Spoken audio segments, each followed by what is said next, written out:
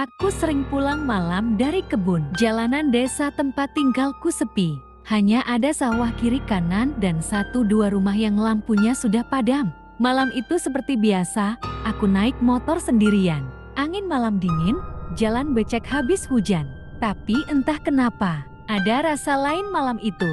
Rasa yang gak biasa. Sebelum lanjut, jangan lupa like, subscribe, dan di komen di video ini ya, biar gak ketinggalan cerita horor lainnya. Jam di EP menunjukkan pukul ke-22,3 saat aku melewati jembatan kecil yang sudah tua. Ban motorku seperti berat, seolah ada beban yang ikut naik. Aku pikir mungkin hanya becek lumpur, tapi pas aku gas sedikit, aku dengar suara napas pelan dari belakang. Aku beranikan diri untuk tidak menoleh. 5 menit kemudian, aku lewat warung tua yang sudah lama tutup. Tapi anehnya, malam itu lampunya menyala. Ada suara televisi. Dan lebih aneh lagi, di dalam warung itu, ada seorang anak kecil duduk menghadap dinding. Sendirian, gak bergerak. Aku ngerem pelan, tapi motor tiba-tiba mati.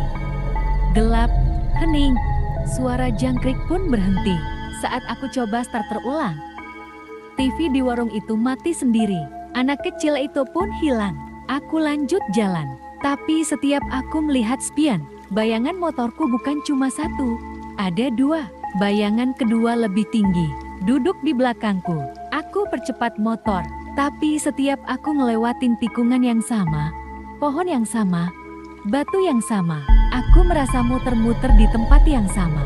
Kayak nggak bisa keluar. Akhirnya aku berhenti, turun dari motor.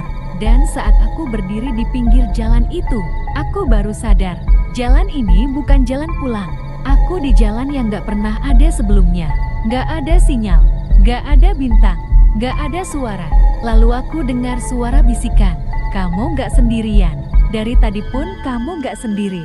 Aku lari, naik motor, gas sekencang-kencangnya sambil baca ayat kursi. Jalanan tiba-tiba terang, dan dalam sekejap, aku sampai depan rumah. Besok paginya, aku cerita ke warga. Mereka hanya terdiam. Lalu Pak RT bilang, malam itu aku pulang dari acara hajatan saudara di kampung sebelah. Jaraknya nggak jauh, tapi jalan yang harus kulewati. Bukan jalan biasa. Jalan itu dikenal warga sebagai jalan kembar. Karena katanya, kalau kau lewat malam-malam, kau akan lihat 2 versi dari setiap tempat. Satu nyata, satu bukan. Aku naik motor pelan karena kabut cukup tebal.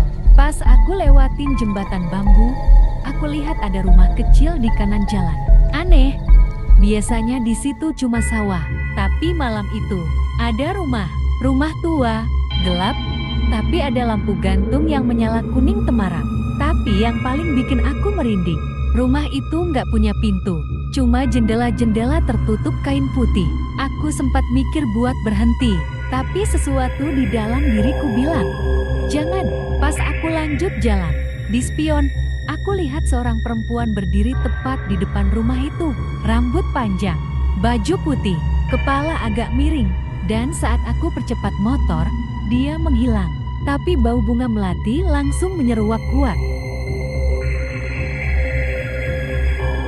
Jangan lupa like and subscribe ya, agar tidak ketinggalan. Subscribe itu gratis.